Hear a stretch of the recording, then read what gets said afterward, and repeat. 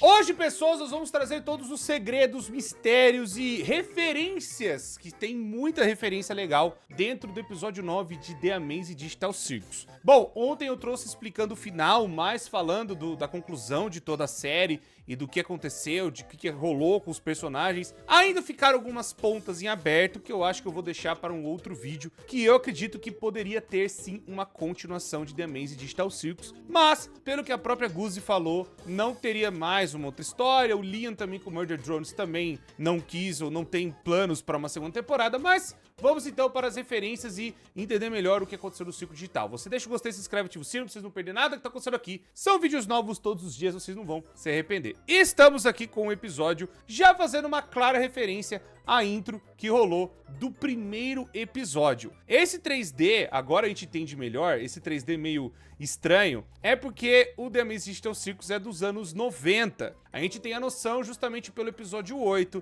que o Scratch mais a CIA, junto com o Kinger, eles criaram esse programa, esse negócio do The Amazing Digital Circus e tudo mais, na década de 90, onde eles estavam fazendo uma espécie de experiência com inteligências artificiais. E aqui a referência é justamente da intro, né, que tem o Kane falando com bolha, aquela coisa toda, e aí começa, né, falar Gengo, Izubo, tudo não sei o que, e o Kinger e tal, não sei o que. E aí, Hagata, Jax, e aí que seria o Kaufman só, e Pomni, né. Mas aí o que acontece? Aqui é a referência justamente da intro lá do piloto, lá do começão e tal. Então, eles criaram o 3D podre justamente porque é pra fazer referência ao 3D da década de 90. E aí, uma coisa que aconteceu curiosa, em algumas sessões do cinema, essa intro não estava cantada. Eu tava na sessão junto com o diretor de dublagem, William Viana, né, junto com os outros, né, atores também da série. E aí, o que aconteceu foi, eles falaram, pô, era pra ter música. A gente cantou e a Glitch não colocou, né, na hora de fazer a versão pra ir pro cinema.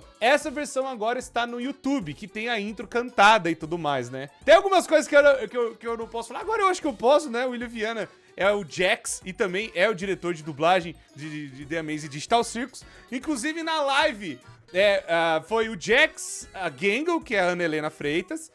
Tivemos também a Fedubs, que é o Sol, e também o Guilherme Briggs, que é o Caim, que acabou mandando mensagens pra gente. Fica aqui então, né, o eternizado, né, depois eu posso até fazer um cortezinho bonitinho, né, pra vocês verem que foi muito legal. Eles mandaram os áudios pra vocês aqui do canal, que foi muito da hora também. E aí, pessoal, aquela coisa, a parada vai que eles estão agora completamente perdidos, porque o Kane foi deletado. A gente já sabe, pra você que já viu todo o episódio, a gente sabe que o Kane, ele só foi jogado no Void. Tanto que isso, a referência do Void é até referência lá da primeira temporada também, que aparece o Void lá, o vácuo, melhor dizendo, onde as coisas são jogadas lá e ficam nesse vazio, né, na inexistência e tudo mais. Tanto que o Bolha é jogada pra essa inexistência também. E aí, então, tá aí o Jax brigando, né, fazendo as papagaiadas dele, que ele tá pistoleta porque, né, perdeu tudo do circo, aquela coisa toda, e era justamente a única coisa que tinha. E aí, aqui é a hora que o Kinger fala da primeira coisa sobre o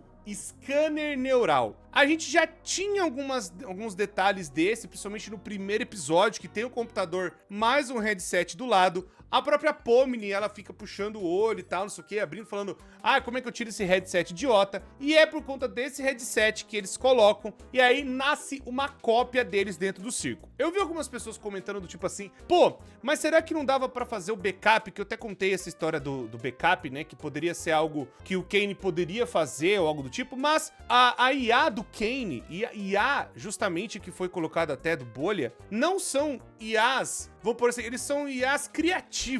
Eles não são IAs que guardam ou copiam arquivos ou fazem essas coisas. Eles só conseguem criar. Eles não guardam, né? Tipo assim, vou guardar um backup, vou salvar todos eles e tudo mais. Porque na mente do Kane, na mente do Caim, eles são individuais. Eles são seres que têm livre-arbítrio. Ele até vai falar esse papo justamente quando ele começa, né? Essa questão de, vamos entender melhor eles e tudo mais. Aí o Jax, ele faz referência justamente ao que Zubal queria fazer no episódio 8, deixar a marca no mundo. E Gengo vai lá e fala assim, você deixou sua marca em mim e tudo mais. Mas Zubal fala isso sem saber, né, da conclusão. Que, muito possivelmente, Zubal conseguiu deixar a marca no mundo, só que é a marca fazendo, né, um bar que todo mundo é aceito, sem julgamento, sem nada, né? Que é um bagulho legal, né, das pessoas terem um lugar pra serem aceitas como elas são. E aí, então, Zubul fez isso na cidade em que todos eles moram. Ao que dá a entender, pessoal, a cidade, né, que eles estão, eles moram tudo na mesma cidade, mas eles não se conhecem, talvez é uma cidade meio grande. A gente tinha até uma noção de que talvez eles morassem em outros pontos e tudo mais, mas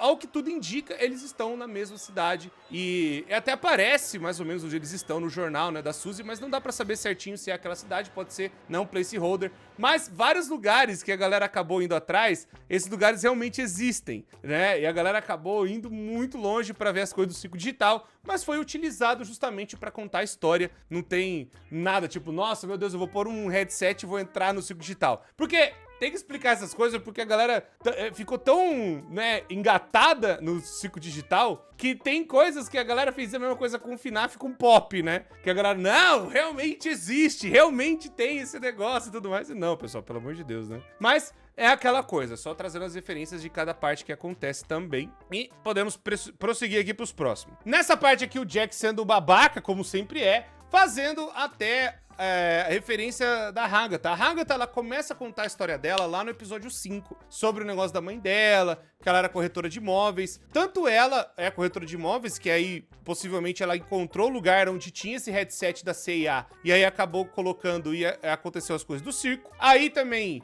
Jax era um morador de rua, e aí ele acaba achando esse headset e coloca, e aí surge a cópia, né, do Jax. Não estava divulgar nem nada, e aí então quando acabou colocando aquele headset, aí pim, pão doce, aconteceu que Zubul entra no circo digital. Gangly, muito possivelmente a mesma coisa, sabe, que queria fugir da realidade, pode ser que ela tenha adquirido esse headset, ou tentado, né, procurar uma maneira pra fugir daquele negócio. Como todos eles entraram no circo digital em pontos diferentes, tem uma teoria que, aparentemente, todos eles foram para um museu da cidade, o que é uma teoria até bem importante. Por mais que tenha um negócio até da Pomni também, que ela foi para esses lugares e tudo mais que estão abandonados, aparentemente a CIA, o que existe dela e o que sobrou dela é um grande museu. Por isso que todo o circo digital, se vocês repararem que tem vários desses lugares que são meio que museu das ideias, né? O próprio quarto do Kane é meio museu, várias coisas são expostas, sabe? Como se fosse um museu e tudo mais. E aí pode ser que esse escaneamento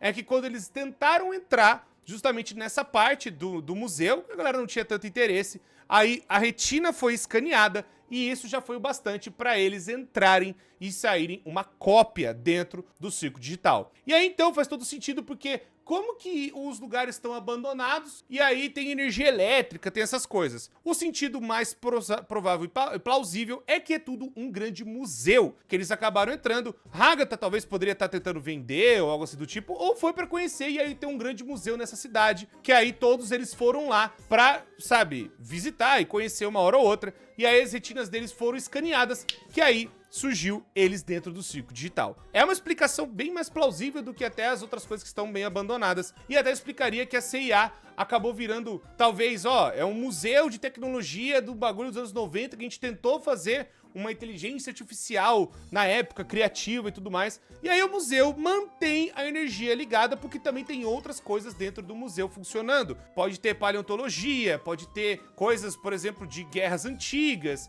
e tudo mais. E aí, pelo ser um museu da cidade, ó, na nossa cidade teve uma empresa chamada CIA, e aí essa empresa, né, criou essa tecnologia no passado, e aí acabou, né, escaneando tudo mais. Mas eles não sabem que o negócio funcionou, né? Então, o próprio Grant criou, né, a inteligência artificial, ajudou a criar junto com o Scratch, e aí, então, eles acabaram pegando todas essas coisas depois que a empresa faliu e colocaram no museu. E aí todos eles foram lá e foram, em alguma hora ou outra, visitar e ser escaneados. Tanto que outros personagens também existem, que foram colocados até no começo do episódio 8. E aí pode ser essa a explicação, justamente que eles são outros visitantes que acabaram chegando ali dentro do museu. E aí, pirimpão doce, acabaram sendo copiados para dentro do circo. E aí outra coisa também que tem que explicar, que é muito importante, já com esse negócio do museu, faria todo sentido do negócio estar funcionando, ter energia elétrica para estar funcionando. Mesmo eles não sabendo que foram copiados, né, acabou acontecendo as coisas do circo e por isso que as coisas estão funcionando e sendo ligadas, já que não tem problema, já que tá tudo ali dentro daquele computador que tá dentro desse museu. E aí pode ser que até os cenários que o Kane viu, que tem as referências disso, sejam até da parte administrativa que era da CIA quando ele nasceu, e algumas outras coisas misturadas com um museu, com a parte de você expor as coisas e tudo mais, né? Aqui vai fazer referência justamente ao que o Kinger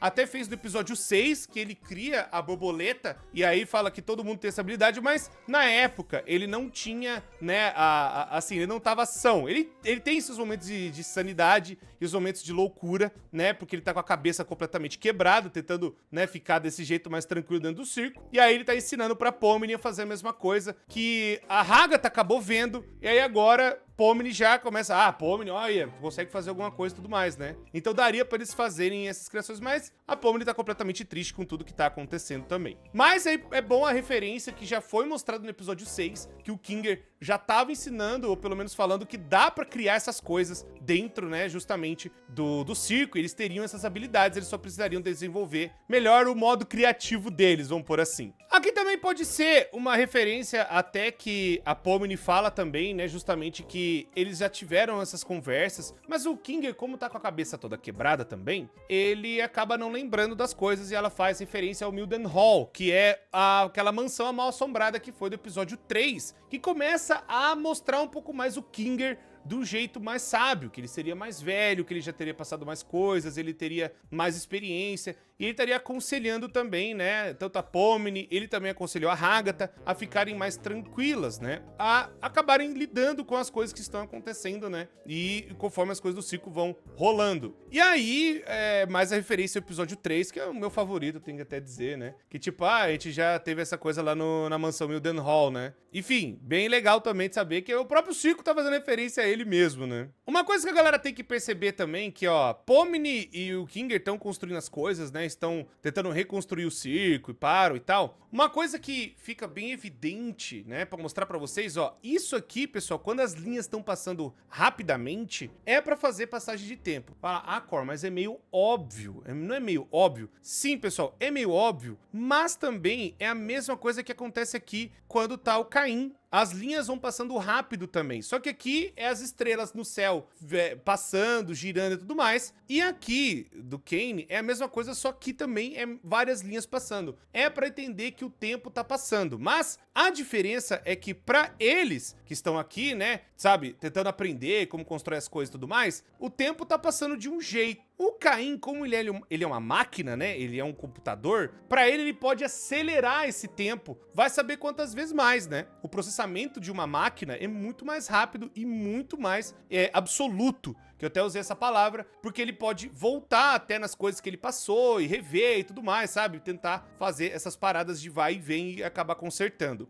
Aí tem uma coisa que a galera até falou assim, pô, mas as bolhas que estão aqui, né, pra representar que o bolha ainda tá vivo e tudo mais, ou algo do tipo? Então, eu acho que o bolha, do jeito que ele é e faz os siricuticos dele e tudo mais, é meio que essas coisas ele cria e meio que não é que faz parte dele, sabe? Ele acaba só soltando e vai embora. Eu acho que tanto a IA do Kane, que é um pouco mais comportamental e também um pouco mais criativa no sentido até de sentimentos, e o bolha nem tanto, o bolha ele foi criado justamente para ser mais resolução mesmo, resolutivo, do tipo, olha, ele tem que ser criado pra criar essas coisas e não ficar, sabe, inventando muita moda, que é uma coisa que o Scratch acabou colocando e o Kinger tentou ajustar pra fazer com que o Kane pudesse funcionar, mas eles acabaram isolando esse IA, porque eles acabaram fazendo, né, o bolha pra tentar suprir o que o Kane acabou não tendo. Então eles acabaram criando uma nova inteligência artificial, que é o Caim, e deixando ele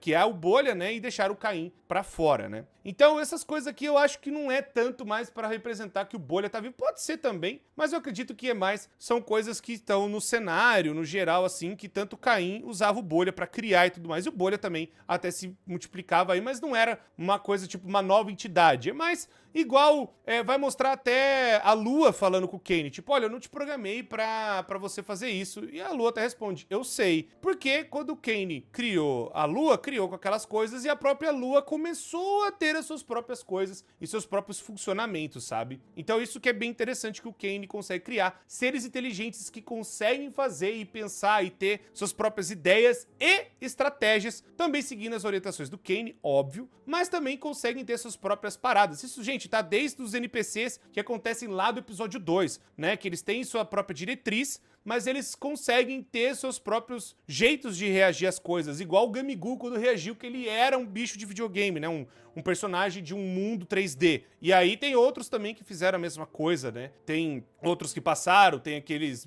personagens do mal do episódio 5 e tudo mais. E aí o Jax tá seguindo aquela coisa de estar completamente sozinho, já estando fora do grupo. Ele até tenta chegar perto, mas por ele, né, ser egoísta, até com ele mesmo sobre as outras pessoas, né, infelizmente, ele não suporta e acaba abstraindo. A Pomni, ela meio que se culpa por conta disso, mas chega uma hora que não tem muito o que fazer, né, não tem muito pra onde ir. E aí eles ficam assustados porque o Jax abstraiu, não teve o que fazer. E é isso que acontece, a abstração, uma das causas principais dela é a solidão. É justamente não suportar a realidade do circo, que é o que tá acontecendo, mas também causada muito por solidão, no caso, né?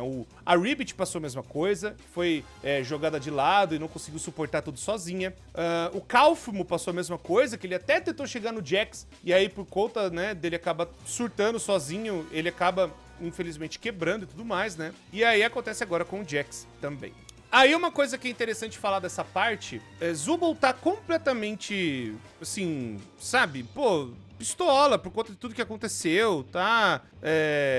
Bom, é uma frustração, né? É uma coisa que não tem como fazer, por mais que eles tinham problemas, né? Zubul e Jax não eram, vamos por assim, melhor dos relacionamentos, né? De amigos e tudo mais. A Gangle também fala, eu não consigo chorar, né? Ela só chora lá depois do final. Por quê? Quando aconteceu o choque, ela ainda lembra das coisas ruins que o Jax fez ela passar. Ele foi babaca, querendo ou não. Ele foi uma coisa ruim para as pessoas, né? Por conta desse, sabe, uma pessoa machucada jogando os seus machucados nos outros, né? Jogando a sua ferida exposta nas outras pessoas. E isso acabou ocasionando que outras pessoas ficassem machucadas. Por isso, Gangle é uma dessas pessoas que viveu com a máscara quebrada e Zubul tava lá tentando aconselhar e tudo mais. E aí acabou acontecendo tudo que rolou pra Gangle não sentir a tristeza agora. Ela só chora depois, porque aí ela entende que eles conseguiram lidar com aquilo, eles conseguiram realmente superar a coisa, né, do luto de uma pessoa que acabou fazendo muita maldade, e ela se liberta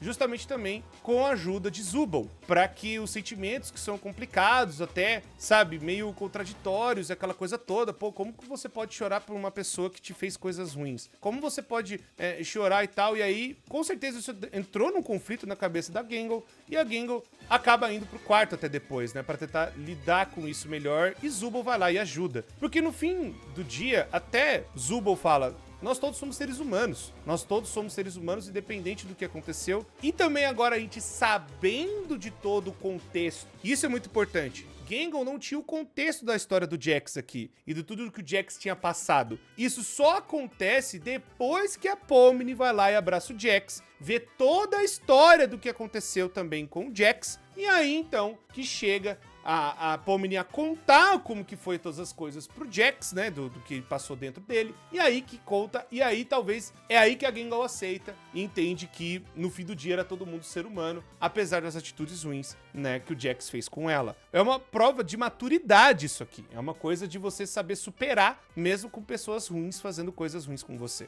É muito nobre também, e ver que Zubul tava ajudando, né, apesar de um sentimento conflitante, mas agora que Gangle sabe da situação, Zubul também sabe, né, depois, quando fica bem aqui no final, que aí ela consegue chorar. Aqui ela não chora, por também não entender direito, mas depois que ela entende com toda a história do Jax, aí ela finalmente chora e entende que ele era um cara quebrado, um cara confuso, um cara que estava completamente egoísta nos seus próprios sentimentos, mas também uma pessoa que foi machucado pela própria família e também sem nenhum tipo de compreensão sobre ele mesmo. Ele não era aceito pelos pais ou não era aceito também como um homem, ou também não poderia mostrar tanta fragilidade que poderia levar a ser meio feminino também. E isso acaba entrando em conflito até com o seu próprio gênero, até com a sua própria coisa, né, do que ele seria. Existe aquela coisa de que Jax poderia ser trans, sim, e existem evidências disso no episódio inteiro. Então isso é um conflito interno do próprio Jax. E aí, agora que depois de tudo isso é explicado, tudo isso é entendido até do que o próprio Jax é, que aí ela consegue chorar e aí ela consegue entender finalmente o que passou com esse coelho, filha da mãe, né?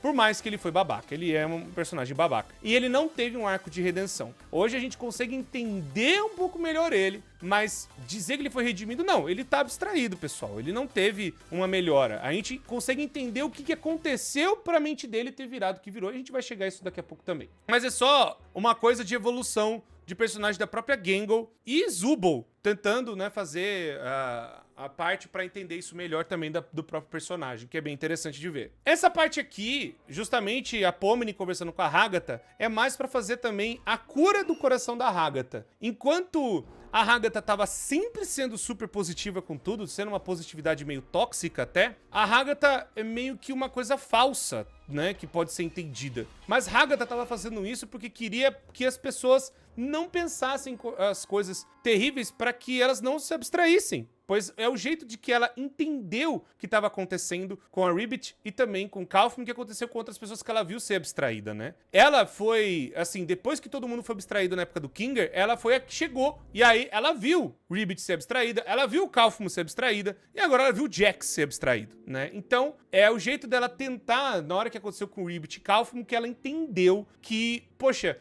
não se prender tanto nessas coisas, que vai ficar tudo bem e tudo mais. Mas você forçar isso demais e não deixar a pessoa passar pelo luto também é algo ruim. A gente tem que passar por algo triste na vida pra gente também aprender com essas situações. As coisas não podem ser 100% felizes o tempo todo. Não tem como isso acontecer e a gente tem que aprender a lidar com os momentos bons e os momentos ruins. Os momentos de alta e os momentos de baixa. A gente tem que aprender que a vida é essa montanha-russa, né? A gente não pode ficar só acreditando que as coisas são desta forma, né? Que vai ser sempre tudo bonito o tempo todo. E é aqui que a Pomni, ela vê o que a Hagatha tá fazendo, de tentar ser uma boa amiga, de tentar fazer com que todo mundo ficasse bem, e começa a jogar isso pro lado correto. Começa a jogar isso justamente para que a Hagatha não seja mais essa coisa super ultra mega positiva, mas que a gente tem que aprender a lidar com os sentimentos de tristeza, que a gente tem que aprender a lidar quando as coisas não estão bem. A gente tem que aprender a lidar quando algo terrível acontece, sabe? É igual você aprender com o luto, né? E aí, a Pomni até fala que uma das coisas que ajudou ela a ficar muito no circo, ou a manter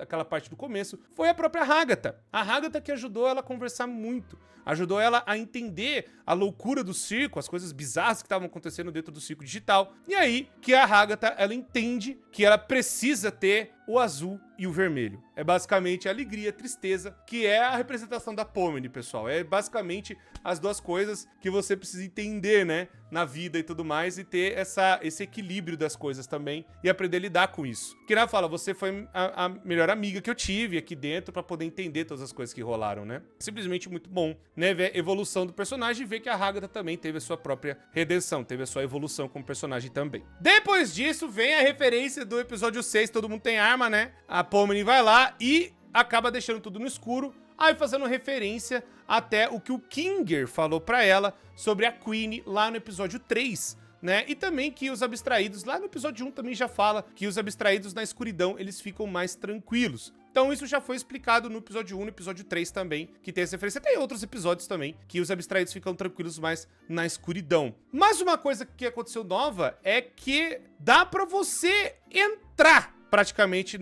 ou ver as emoções de alguém que tá abstraído. O que é bem louco. Aí começa meio que a referência a Evangelion, né? Principalmente pra quem viu o último episódio de Evangelion, tanto que o próprio cartaz faz muita referência a isso, da cabeça do Shinji, da cabeça, né, daqueles personagens que entram numa coisa, né, meio mental e tudo mais. O final, assim, do anime do Evangelion é muito louco, né? Essa coisa meio psicodélica, é uma viagem e tudo mais pela mente das pessoas, do coletivo e tudo mais. E aqui é praticamente uma ideia, só que com o Jax. Só que aí a Pomni tá entrando na cabeça do Jax e vendo o que tá acontecendo. Cada porta, pessoal, representa como que o Jax vê cada personagem. Aqui, no caso, é como ele enxerga a Hagata, o que que ele sente por ela. Ele sente ódio. Ele não gosta da Hagata, porque a Hagata, na época, era outra personagem que sabia das coisas que estavam acontecendo, mais ou menos, né? Da Ribbit e tudo mais. E, novamente, aquela coisa do Jax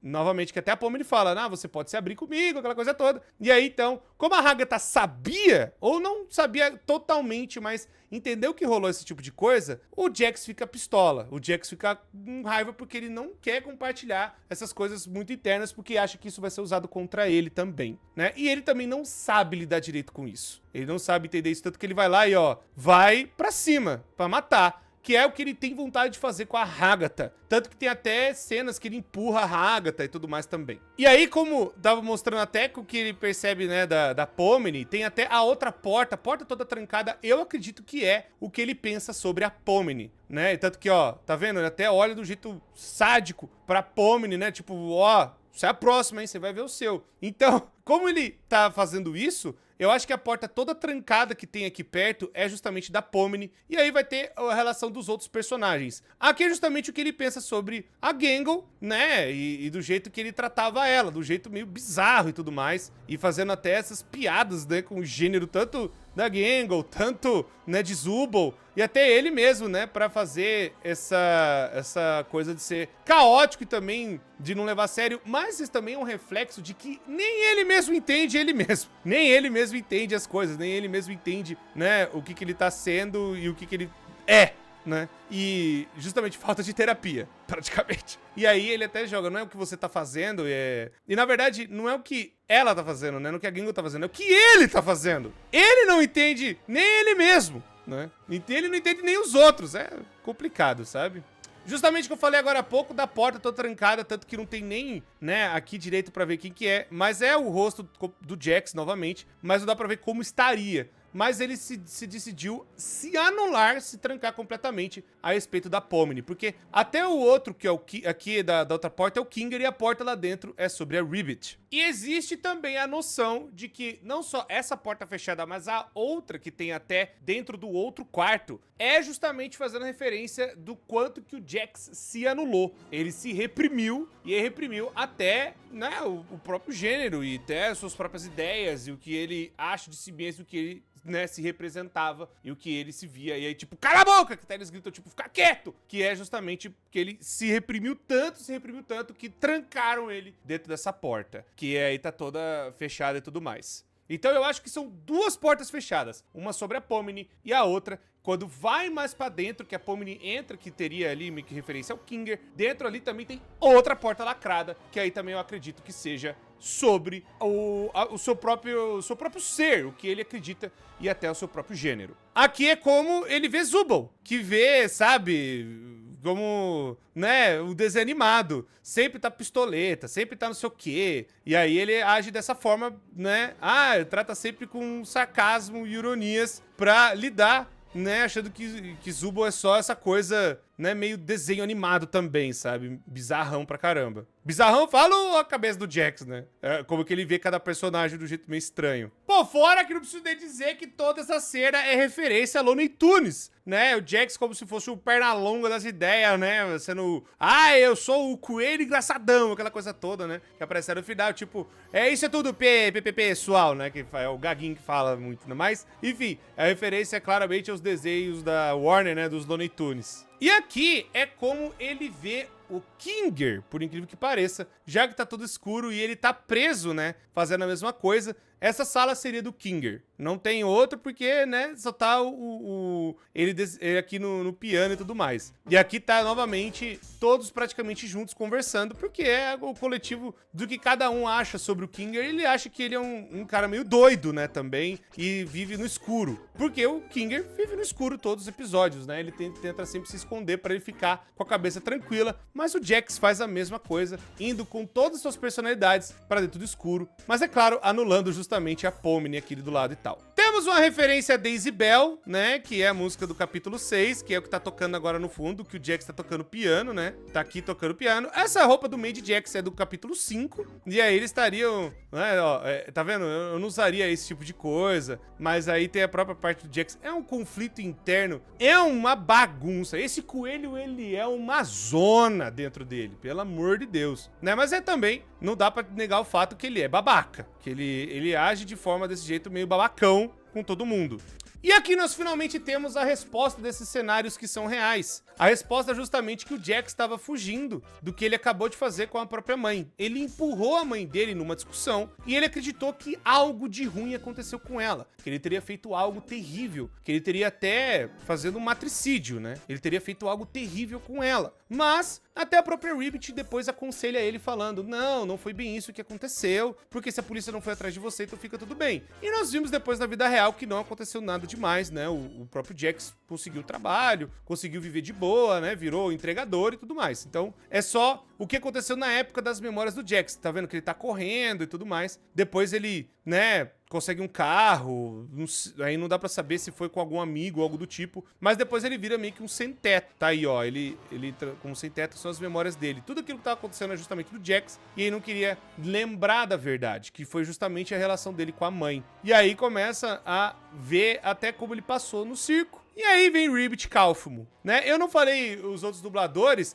mas o Kaufman é dublado pelo mesmo cara que faz o Jotaro e a Ribbit é a Rebecca Zadra. No caso, é dublado pelo Wilken Mazei, que dubla o Jotaro, né, do Jojo Bizarre Adventure. E a Rebecca Zadra já dublou a Kindred, já dublou também a Arlequina na parte, né, do Multiversos e tudo mais. E dublou no primeiro episódio de Reluva Boss aquela loira, né, que acho que é Marta o nome dela. E também dubla a Luz, que é da Casa da Coruja, então, pô, mais uma dubladora, né, icônica também. E o Wilken também, pô, já dublou Jotaro, já dublou também o Adão em Hazbin Hotel, o Tyr em God of War Ragnarok, e é claro, o Jotaro. Não preciso nem dizer, né? Mas enfim, vamos prosseguir aqui. Uma curiosidade interessante também é que o dublador original do Kaufman é o Erin Hansen. O Erin Hansen é o cara que faz e fez muito tempo o Igor Raptor. Caso é que isso é muito velho, mas enfim, ele já tá na internet há muitos anos, desde a época da Newgrounds. E esse cara acabou, sabe, fazendo muitas animações envolvendo músicas e coisas antigas, né, de jogos antigos principalmente. E ele tá agora no Gameoverse, que é a nova série da Glitch que fala, né, e faz referências, e justamente é do Ruber Ross, que eles têm lá o Game Grumps junto e tudo mais. Então o Kaufman é o Erin Hansen, que tá, né, na outra série da Glitch e tudo mais, e agora ele é esse palhaço aqui, justamente. É só uma curiosidade legal e tal, né, pra quem manja quem é o cara, né, que já tá há muitos anos na internet também. Uma coisa interessante que tá acontecendo aqui, é se vocês perceberem lá atrás, tá a Hagatha em alguma coisa de castelo, tá acontecendo as aventuras, e eles paravam pra trocar ideia, eles paravam pra conversar, eles estavam vivendo de boa, né, eles eram bons amigos, o que é, né, complicado, até xingando e tal. E aí depois, quando vira a cena, tá o Kaufman aqui, bem no cantinho tá o Kinger. Aí não dá pra saber o que é esse estolete aqui, eu não sei o que é esses bichos bizarros entrando lá no castelo, mas tá o Kinger em cima de um deles andando, talvez eles estavam resgatando esses animais, aí tinha que prender lá, e aí eles ficavam do lado de fora zoando, né, das aventuras do Caim. E aqui temos toda aquela questão que tem, né, Ribbit conversando com o Jax. Falando, né, sabe, mostrando um pouco mais do passado dela, aquela coisa toda, dos pais dela que não aceitavam ela, aquela coisa toda também. E o Jax tem a mesma coisa. Tanto que se vocês perceberam, né, eu já expliquei isso nos outros vídeos, expliquei também agora há pouco. Se vocês perceberam, tem um detalhe bem interessante no guarda-roupa, né? E nos detalhes do cenário aqui dessa cena. Primeiro, tem algumas coisas que também tem no quarto do Jax, que ele acabou colocando. Esse negocinho que tá aqui em cima, perdão que eu tô em cima do negócio. Esse negocinho aqui em cima, né? Tem algumas coisas que estavam no quarto da Ribbit, que ele acabou pegando, principalmente esta bola de boliche. Essa bola de boliche, ela é muito importante. Vocês já vão entender o porquê. Porque acontece o seguinte, pessoal, tem toda a conversa do Jax falar que os pais não aceitavam ele, que os pais foram divorciados, aquela coisa toda. E aí a mãe dele queria uma figura paterna, né, pro Jax, e também uma figura de marido, e acabou jogando essas mazelas em cima dele, e aí ele não sabia como lidar com isso, aquela coisa toda, e foi que ele não sabia lidar nem com ele mesmo, se ele era pra ser uma coisa mais sensível que a mãe dele queria, ou uma coisa mais forte, para lembrar o pai, ele ficou nessas dúvidas, enfim, tudo mais. Ó, agora dá pra ver melhor o negócio aqui, e tem outros brinquedos e outras coisas, e itens e tudo mais, que tem, né, que aparecem até um pouco no quarto do Jax, mas esta bola, se vocês pegarem, vocês vão entender. Bom, novamente, tudo negócio do Jax, acho que já tá muito bem explicado do porquê que esse negócio acabou nascendo nele, e ele acabou nem se aceitando por conta desse conflito que acabou sendo colocado até da própria mãe dele dentro dele, e até de como ele seria e como ele se enxergaria diante do mundo e como ele seria, né, do seu próprio gênero e tudo mais. E não só do gênero, mas do que ele é, né, pra mãe, pro pai, dos pais não aceitarem, do pai ver ele sempre como um covarde ou como uma coisa ruim e tudo mais, sabe, diminuir, né, o próprio filho. E é aquela coisa da mãe também, né, depois que se separaram, jogar as mazelas dela em cima do Jax. Não tô dizendo que isso justifica as atitudes dele. O jeito que ele reagiu a isso foi de uma forma egoísta e babaca. Ao invés dele se abrir e entender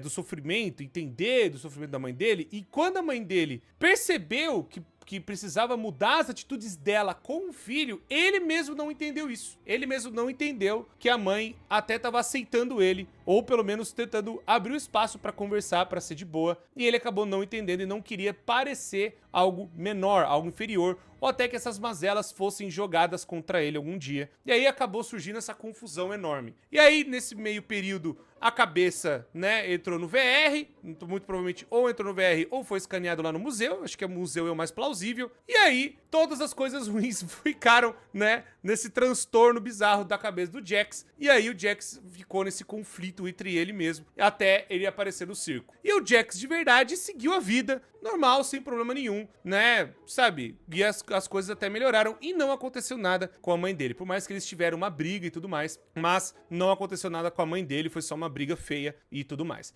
Mas agora voltando à bola de boliche, eu falei pra vocês não esquecerem da santa bola de boliche, porque vocês vão ver um negócio muito doido. A bola de boliche tá ali, né? Se vocês lembrarem, a bola de boliche tá aqui. Vai passando, né? Tem o negócio da Ribbit aceitar o Jax e até conversar com ele. E aí ele surta daquele jeito todo, né, sendo egoísta pra caramba, e aí ele acaba isolando a Ribbit, porque é o mecanismo de defesa dele. Aí vai passar a referência justamente que aconteceu no episódio 7, que ele olha, né, pra uma das aventuras do Caim, que é justamente do gelo, que ele teve essa conversa com a Ribbit, e a Ribbit ainda queria ser amiga dele, queria conversar e tudo mais, e ele não aceitou, ele não queria que mexessem mais na cabeça dele, por medo de mudar, o medo da mudança, o medo de ser algo que ele nem se reconheceria, ou de ser visto como mais fraco, que foi colocado até pelos pais dele e tudo mais. Não sabendo lidar com tudo isso, ele acaba, né, deixando a Ribbit completamente transtornada, e é então que ela aceita que não tem mais conserto. Não tem mais o que fazer nessa amizade, e aí é bizarro que tem vários sinais que o Jax poderia ter percebido, que ele achou que a Ribbit ia falar mal dele, ia queimar ele pra Deus e o mundo e tudo mais. Pode ser que isso até tenha acontecido com o Jax e pode ter sido um trauma, né? Ele ter se,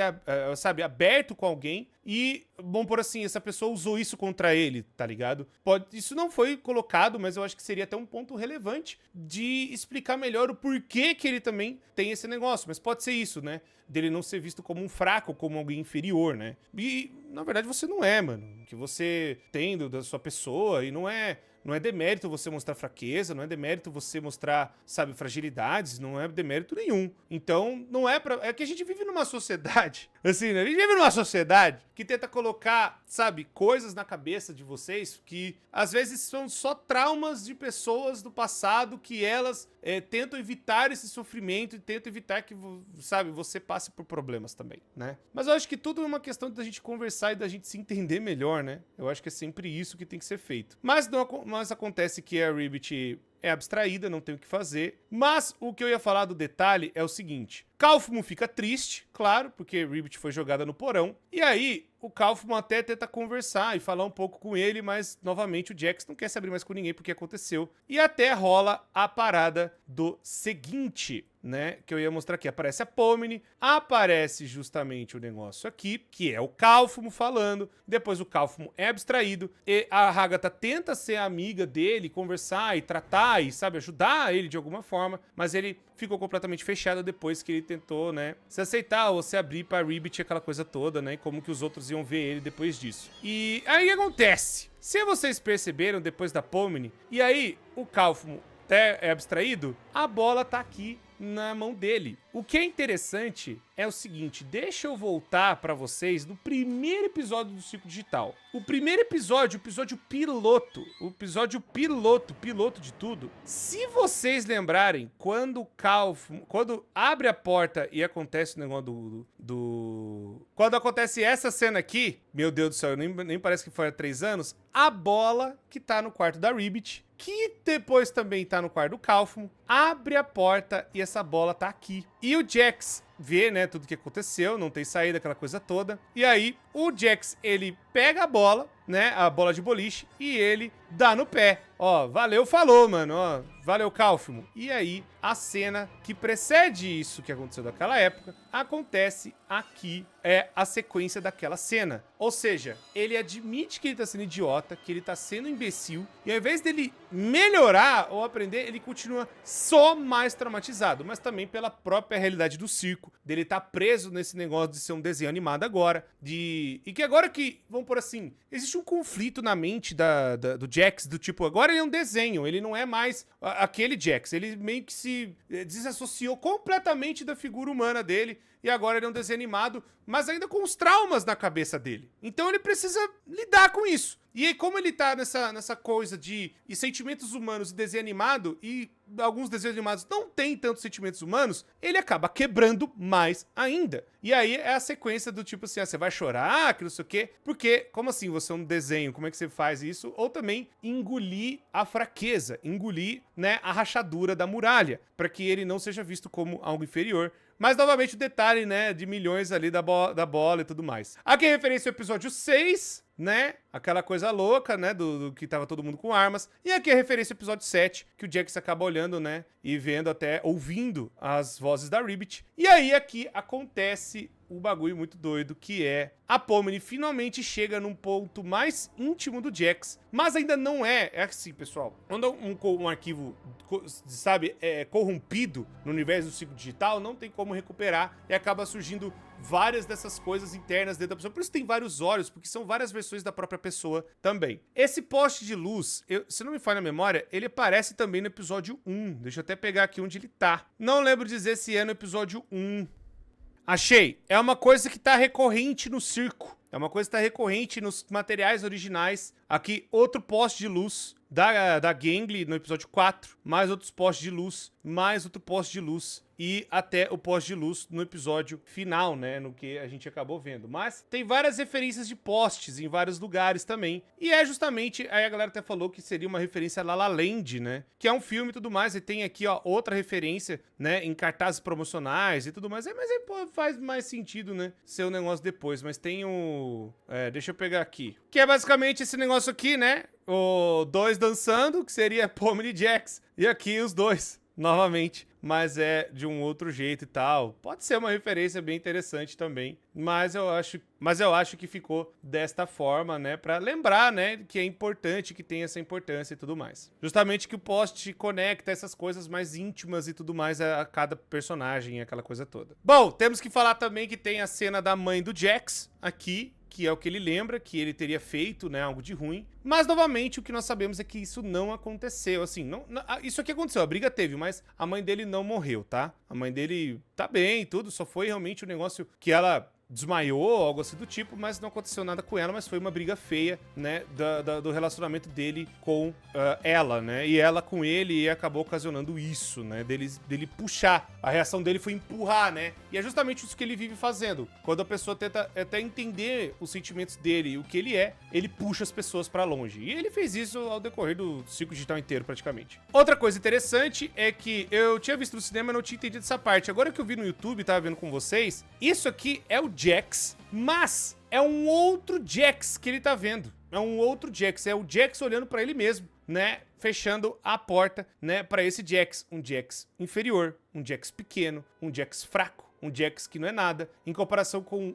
o que ele quer ser, o que ele precisa ser, o que as pessoas exigem que ele seja, né? E aí essa porta tá fechando, como se a parte que ele tivesse que se reprimir. E aí tem várias referências aqui que são até interessantes, tipo, temos aqui várias skins, né? Tem, assim, não sei se é uma roupa de presidiário, mas parece ser. O Jax de macacãozinho. Aí tem o Jax mesmo da vida real, né? Andando como se fosse adolescente, aquela coisa toda. Tem outra versão do Jax adolescente também, né? Com seus estilos, com suas coisas, descobrindo aquela parada toda. O Jax Made, que é pra representar essa mudança de gênero e tudo mais. O Jax de outra forma, mais urbano, né? E ele sendo sempre diferente, sabe? São várias roupas pra mesma coisa. Até um militar apareceu aqui, né? Ele com roupa de banho, militar. Ele completamente dissociado de si mesmo, né? Ele não sabendo nem o que ele é, sendo uma coisa até sem rosto, bizarro. E aí acaba repetindo, né? Várias dessas mesmas roupas e tudo mais, até ele sem rosto. O que é bem bizarro. Ele é como se ele visse as coisas do passado e se desassociasse de cada uma delas, né? Ele sendo várias coisas, mas ele não é nada ao mesmo tempo. E a última até aparece o chiado, não sei se vocês viram, né? Que ele fez isso com ele mesmo se desassociou, ele mesmo, né, acabou, né, da mesma forma que ele tentou apagar a própria mãe, ele apagou ele mesmo. Mas, na verdade, eu não acho que foi ele tentando apagar a própria mãe, mas ele entende que ele fez isso. Por mais que foi só uma reação, sabe, automática. Foi um negócio meio de tentando empurrar, né? Para não evitar, para evitar de ser confrontado ou evitar até de lidar com os seus próprios sentimentos, né? Aí temos justamente, né, o encontro de milhões pra Pomni tentar recuperar o Jax, mas é impossível. Não tem mais o que fazer. É o profundo da mente do Jax, que já tá completamente abstraído e corrompido e não tem mais o que fazer. E aí é aqui que a Pomni descobriu todas as coisas do Jax e tenta, né, fazer com que fique em paz, pelo menos, ou até pra ela poder falar pros outros personagens do que o Jax é de verdade, né? Existe todo um medo de se perder, existe o medo até de sumir, existe o medo até de desaparecer, o medo de não ser mais real, possível, né? Existem todos esses conflitos, mano, que deixa as coisas meio bizarras, né? Ao mesmo tempo, ele tenta se ver como um desenho animado, mas ele é um ser humano, mas ele não aceita a humanidade dele. Eu não digo que é uma coisa misantrópica, mas é uma coisa que ele mesmo não aceita a realidade, ele não aceita o que ele virou, né? E é normal, é a coisa de você estar num mundo completamente louco, né? Que as regras não fazem sentido, que as coisas não são mais reais, né? São coisas bizarras, você prende a respiração e não morre, você é atropelado e não morre, né? Umas coisas que deixaria qualquer ser humano meio bugado das ideias, sabe? Novamente, não estou fazendo isso para passar o pano. Estou falando que o Jax, ele agiu de forma errada, sim. Ele foi egoísta com isso. E esse egoísmo acabou levando ele... Até a própria Guzzworks falou, poxa, ele acabou sendo um babaca. Se ele não fosse babaca, ele ia ser completamente de boa e não ia estar, né, com esses traumas bizarros e tudo mais. Aqui, pessoal, toca a música Isn't She Lovely, do Stevie Wonder, que é um clipe a respeito do Jax, até do conflito do seu próprio gênero também, né? Mas também existe uma referência muito importante, muito legal aqui, que quando eu vi, eu falei, eu tenho que trazer isso aqui pra vocês vão explodir a cabeça da mesma forma que eu explodi. Vocês vão falar, não é possível isso. Eu vou começar essa história, dessa referência, um pouco de trás pra frente, né? A Guzzworks, não sabe, é uma mulher trans, mas a questão não é tanto essa. A questão não é essa, a questão é um negócio assim, ó. Por que que o Contact é tão caro? Começa daqui, vocês não vão entender ainda. Pera aí, acompanha o raciocínio. Por que que todo software de música é caro? Por que que o Nexus só tem uma licença de uso único? Por que que o Sample Modeling, né, e o Swan acabaram, né, splitando? E aí o que acontece? Finalmente consertei o meu problema com o Contact, eu posso terminar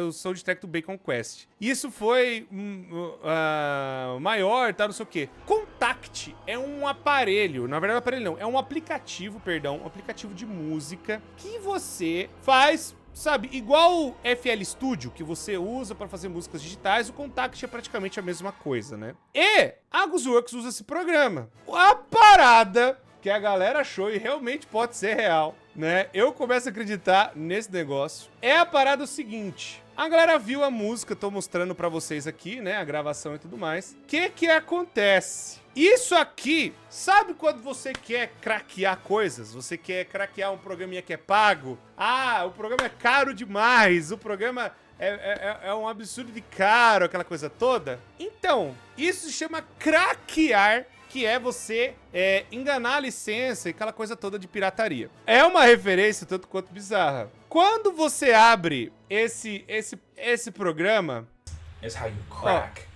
você tá falando, você craqueia o Contact 5, que é o programa de música. A música que tá tocando quando toca o crack é a Isn't She Lovely do Stevie Wonder. You know, see all the details and inner workings of it in order to get it for free. Tá tocando no fundo. In this scene, Pomni is trying. Ó, vou pôr de novo pra vocês verem, ó. In order to get it for free.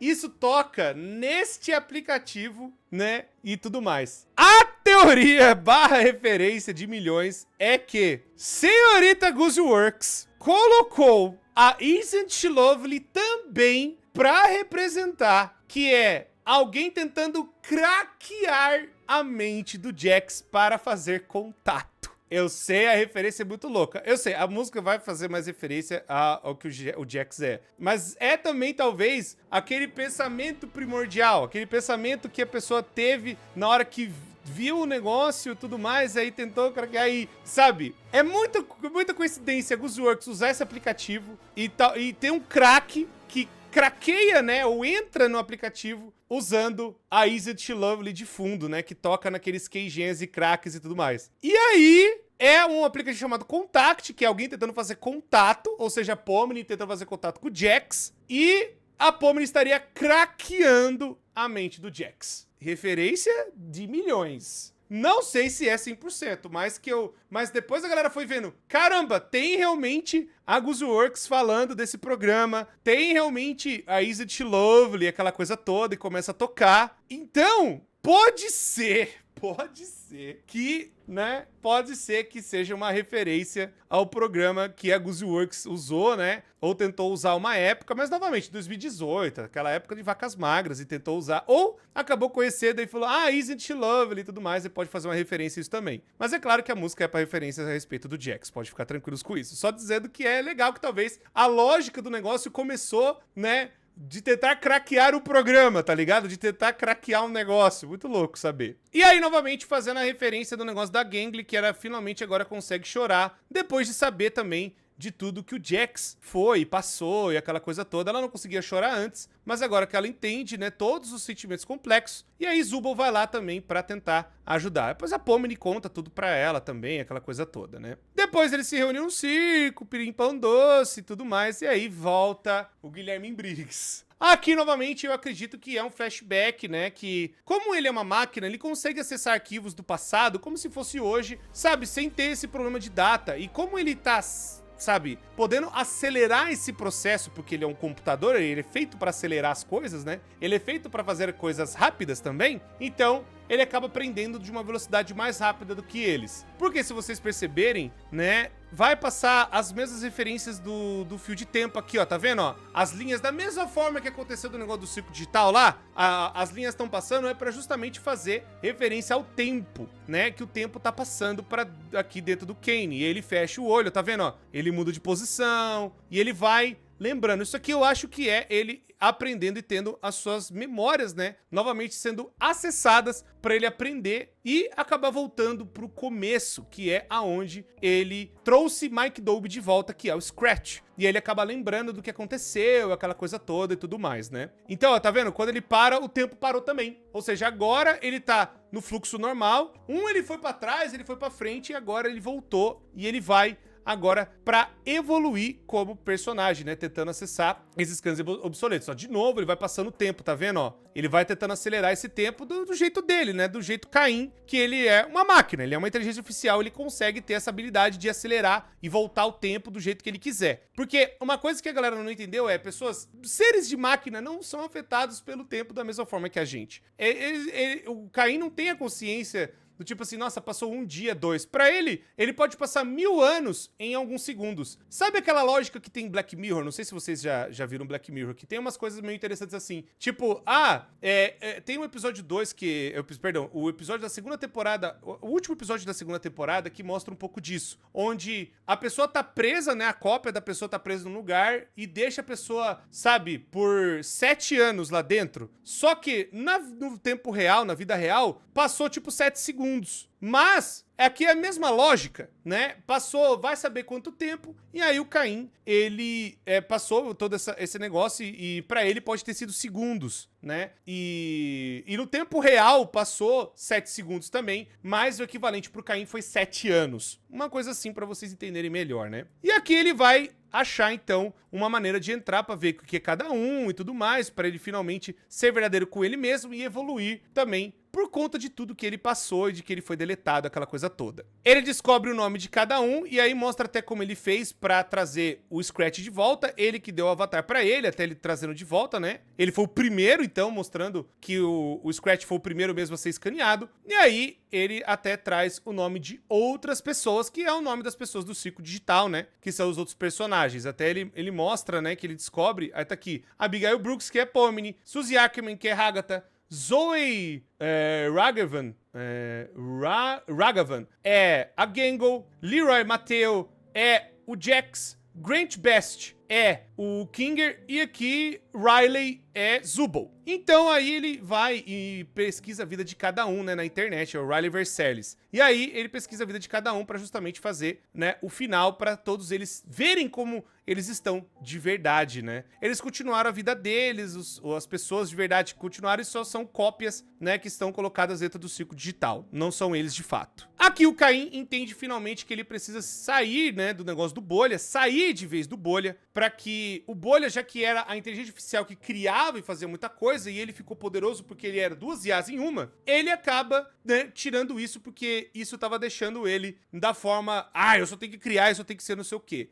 O que pode ter acontecido com o Bolha? O Bolha foi vagar no espaço, foi vagar por aí, talvez ficou no vazio, talvez o Bolha venha, né, em algum outro momento, ou se não, o Bolha, já que não tem mais ninguém mandando nele, e até já que agora eles estão tudo dentro do museu e não tem mais como alguém alimentar pro Bolha fazer, o que colocava as coisas pro Bolha fazer eram os programadores, e agora os programadores nem trabalham mais com isso. Quem fazia essas coisas era o Caim, então ele tava também maltratando o Bolha, deixando o Bolha sem a sua própria individualidade, e deixa pro Bolha descobrir as coisas dele e também para que ele não seja mais um carrasco pro Bolha e também nem mais para ninguém, né? E ele acaba percebendo isso que ele fez, e o que deixava as pessoas interessantes era o livre-arbítrio delas, o que elas poderiam fazer que ele não conseguiria prever. Então ele agora dá adeus ao Bolha, agora libertando o Bolha para que pudesse, né, ele também ser o que ele tem que ser, o que ele pode evoluir como inteligência artificial, sem mais ter o peso do Bolha criando as coisas também com ele, aquela coisa toda. E aí, pessoal, é aquela coisa.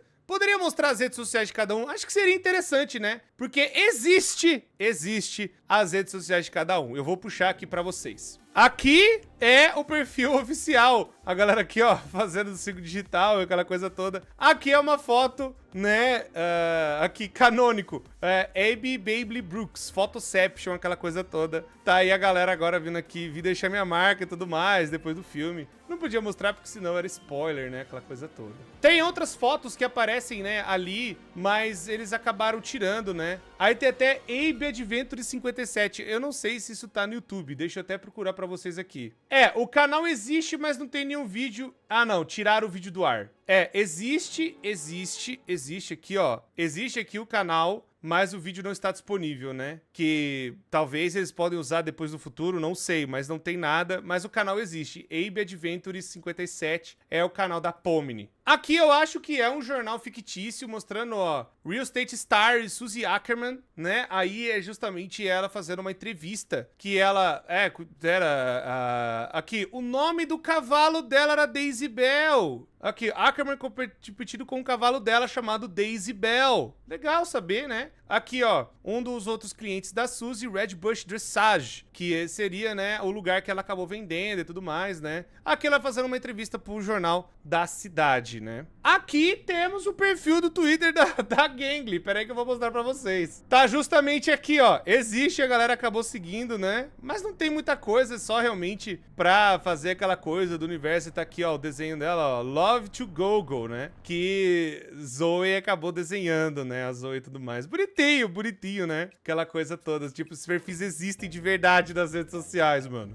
E o mais louco é como isso não vazou, né? Mas, novamente, ó, vou mostrar até no episódio do Ciclo que tem outras postagens que eles acabaram tirando. Eles fizeram pro episódio, mas não tá disponível, né, na vida real, né? Ó, tá vendo? Tem outras coisas aqui, enfim. Tem um perfil que aparece ali, DigiDesign ADT, né? Eu não sei se talvez seja pra dar credibilidade, eu não sei se esse perfil, então só vou dizer só o perfil da série. Tá aqui um outro, chama Evergreen Times. Olha aí, ó, parece Urban, parece o nome da cidade ali em cima, lá, ó.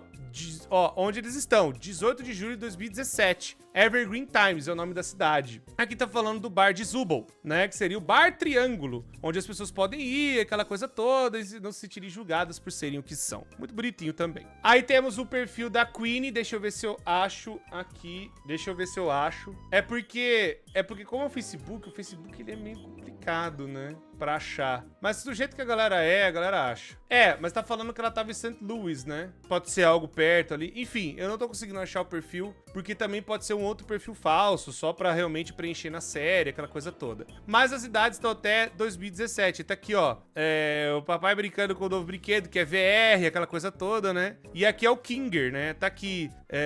Queenie, as filhas do Kinger e da Queenie, né? Kinger, pai de menina. Pega. Deixa eu ver se tem esse perfil, né? Triangle Bar Instagram, que é o perfil do bar de Zubul. Existe, mas não tem nada. Não tem nada. Talvez foi realmente usado pela série, né? Mas não tem nada. O que tá aqui é esse perfil mesmo? Tem umas coisas aqui que seria muito HD pra ser, né? Muito Ultra HD pra ter as fotos aqui, né? Aqui, ó. Meu Deus, o Jax totalmente bêbado, né? Aqui tem justamente de novo. Complicado. Aqui a galera toda no Triangle Bar, né? Caramba, realmente as fotos são de verdade do perfil e tudo mais, né? Enfim, legal saber. Existe, mas eu não sei se é o perfil de verdade, aquela coisa toda, né? Mas tem, ó, novamente as fotos, né? Que a galera da própria dublagem, a galera que trabalhou no Ciclo Digital fez o perfil justamente pra dar credibilidade, né? Pra fazer o bagulho. Olha, eles existem e tal, não sei o quê. Mas é só pelo show, tá, pessoal? Pelo amor de Deus. Bom, depois de tudo isso, eles até que nem mostrou ali, eles salvaram o Jax, aí tá aí todo mundo do circo, né? Outros participantes que já se foram também. E aí, todos os abstraídos, eles fizeram homenagem, aquela coisa toda. E é basicamente isso, pessoal. Aí tem referência a RPG de mesa. Meu Deus, o Kane deve ter dado uma falha crítica, né? Mamou brabo. Aí a Gangle tá ensinando a IA! Ela tá alimentando. Tô brincando. Tô zoando. Você vê a galera zoando aqui, ó. O Kane aprendendo as abelhinhas, né? Que é justamente referência. Eu acho que é o episódio 3 do Mildenhall, né? Que aparece esse negócio do Kane desenhando, né? E aí tá o Kane aprendendo. E aí tem novamente, né? A parte até do episódio 5, né? Que tem lá o jogo de. É que esse aqui eu esqueci o nome. Não é um beisebol, é um outro nome. Enfim, mas tá aí aquela coisa toda, né? Pode ser beisebol também. também, não tem importância. E aí tá aí aquela coisa, né? Bonitinho, fizeram os lugares pra todo mundo. E aí o circo digital, né? Antes era aquela mesa reta, aí virou uma mesa redonda, como se fosse uma família. Agora todo mundo tranquilo, né? E se aceitando e aquela coisa toda de podendo viver em paz, sem mais nenhum tipo de problema. Depois disso tem a Pomni dando tchau, fazendo referência ao Super Mario 64, né? Que o Mario passa desse jeito aqui e vai embora. É praticamente a mesma coisa. E aí, tá a referência que eles aumentaram o circo, a Fedub só aparece nos créditos. E aí eles criando outros mundos para eles poderem ir, aquela coisa toda, né? Os mundos abertos e tal. Referência ao episódio de praia, né? Que agora eles podem viver tranquilo, aquela coisa toda. Perdão. E aí, tá aí o Kinger pescando os peixes. Meu Deus, o pai e filho pescando juntos. Ai, que coisinha fofa, né? Aí tá aí nesse episódio fazendo coisa de, acho que de, sei lá, de culinária, né? Não é referência ao episódio 4 exatamente, mas eu acho que é de culinária no geral que eles começaram a fazer, né? Aí explorando coisas, explorando o mundo, aquela coisa, tô explorando as joias do mundo. Aí tem o Kane com o chapeuzinho explorador. Aí tá aí eles na banda, né? Pega e Pomni mamando no negócio. Aí tá eles, ó, até passou Natal, pra você ter noção, meu Deus do céu. Tanto que nessa parte é até colocado o nome dos atores reais, né? Os atores de verdade do circo digital, né? Que cada um fez, quem que é cada um e tudo mais, né? E colocando até as pessoas de background, dando crédito até o cara que dirigiu o busão, enfim. Aqui eles jogando RPG, muito da hora. Gostei que o Kinger é um clérigo. E aí estão enfrentando aquela coisa. Aqui, finalmente, Zubul Gangle se relacionam, são felizes. Hagrid até fica com vergonha, tadinha. Mas aí tá até os agradecimentos. Tem a galera aqui dos Preciados, que eles fizeram... Eles estavam estão nas Animation, na verdade. E eles trabalharam dentro de Pop Playtime também, né? Ó, o show foi feito completamente por humanos, né? Bonitinho. E aí tá aqui as aventuras que eles viveram. E aí tem a última coisa pós-créditos, que é justamente cada um dos atores agora vivendo sua vida normal. Tá aqui. Esse é o Jax. Aqui o Kinger, Pomni, Ragatha, Zubul e Gangly, né? Agora andando e tudo mais. E esse lugar existe, a galera foi lá, postou um monte de sticker, a galera achou, né? Colocou um monte de figurinha, aquela coisa toda. Ah, eu estive aqui e tudo mais, né? Muito legal, a galera achou. Eu não vou mostrar onde é, porque deixa eu ver até se tem, né? Deixa eu ver se eu consigo achar o local aqui pra mostrar pra vocês, vai. A gente é brasileiro, o bagulho é lá no bagulho, né? Lá fora. Ah, aqui, ó, tem o Google Maps.